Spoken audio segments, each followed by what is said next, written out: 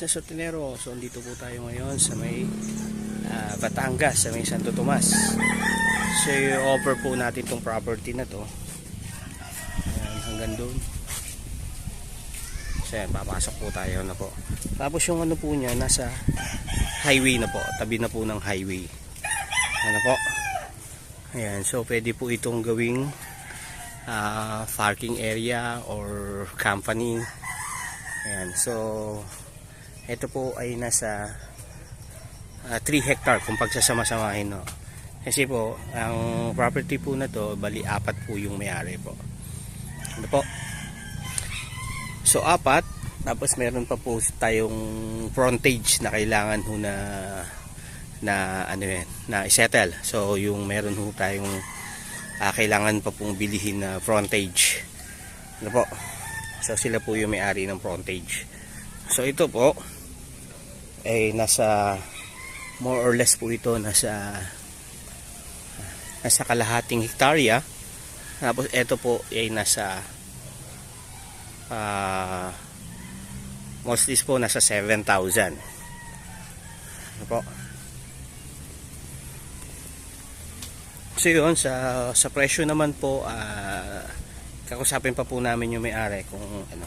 Pero mostly po ito, kailangan ho nito ilahatan, bilhin. Ano? Kung kayo ho ay may kumpanya na itatayo po dito. So yun. So open naman po, wala hong nakatira. Ano po? So yan ho. So meron lang hong mga kabahayan doon, banda ron sa area na yun. So ano lang naman ho, doon po ang daan nila. So sa ngayon ho, pinadadaan po sila ng may-ari ho ng property na to. Ayan. So yan, napakaganda ho itong gawing company. Sa ngayon ho kasi balak na ho talagang ibenta ng mga may-ari ho to dahil medyo may edad na. So yan po. Ayan. So ito po yung nasa kalahating hektarya at same time ito po yung yan, nasa 7,000 daw ito. Ano po? Tapos ito naman ho nasa 1.7 hectare papunta ho doon. So dalawa po yung may-ari ho. Ayan. So yan, dito lang ho tayo ngayon sa likod na dahil hindi na ho natin papasukin yan dahil na medyo masukal pa ho. Ayan.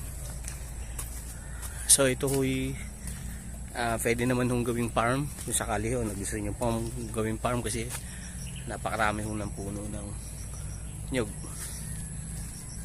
Ayan. So at the same time ho, nasa tabi na po kayo ng highway. Nga lang ho, mayroon ho tayong bibili nga po na frontage. Ano po? Ayan.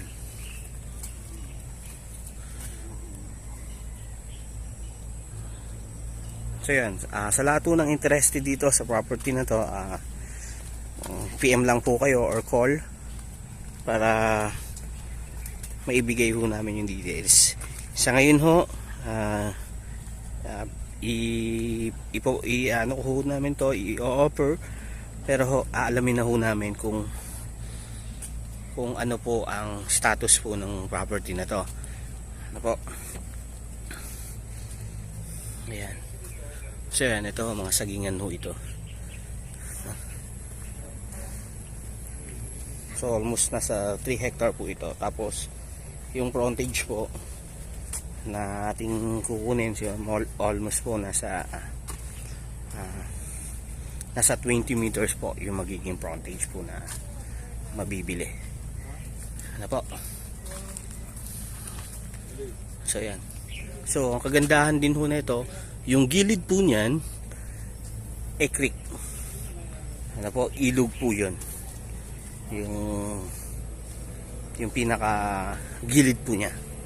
So kung company ho, tamang-tama ho kasi mayroon akong ilog doon na para sa drainage. Ano po? So either kung parking area ho ng mga sasakyan, pwede naman ho. Or po. Kasi dito sa area na to, ng Santo Tomas na to, ang dami pong company rito. No? Ayan. So, tapat po ito ng Wilcon. Yung area. Ayan. So, yan. Ano po? Yan. Pupunta ho tayo dun sa pinaka frontage. Ayan. So, yun. Hindi pa ho natin papasok doon. Ayan, no? Mahaba pa po yung doon sa main nyog. Hanggang doon po yung property. Ano po?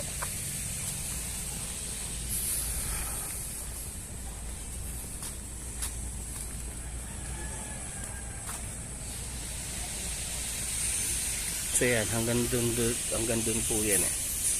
Yan. So yan, check po natin yung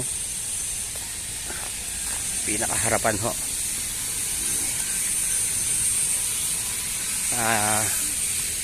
Ito'y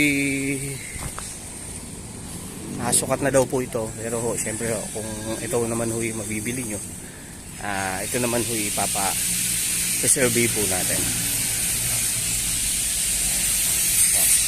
Ay, din lang ako sa loob. Ayan po.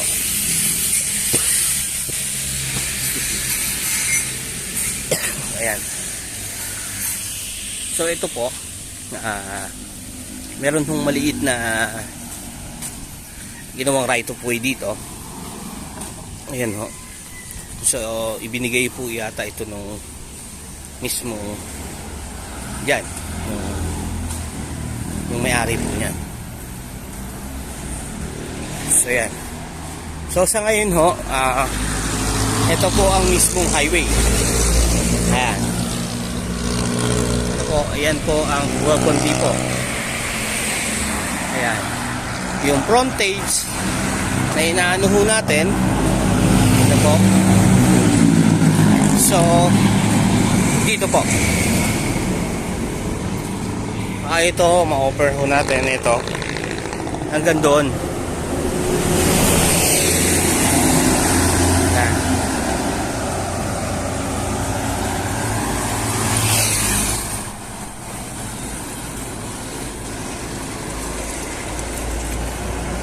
So yan, hanggang dito po. Dito. Ayan. So mula po doon sa poste na yon at hanggang dito po. Ayan, sa poste na to. So yan. Yan po ang magiging frontage. Ano? Yan, papasok po doon sa loob. Ayan. So sa lahat po ng interested dito sa property na to, ano po? PM lang po kayo, hindi po na kayo bibigay ng presyo. Ano po, ngayon ho, alamin po muna namin yung mismong papeles po na mga to. Ito po yung importante po kasi na mabili para ho magamit po yung sa ano ho, sa loob. Ayan. So yun, sa lahat po ng interested dito sa property na to, no? Natabi po ng highway, PM lang po kayo or call. Ayan. So yun, thank you so much po and God bless po. Watch my video and subscribe po, no? Huwag niyo pong kakalimutan mag-subscribe para lagi po kayong update sa ating binablog na lot for sale. Thank you so much po and God bless po. Thank you.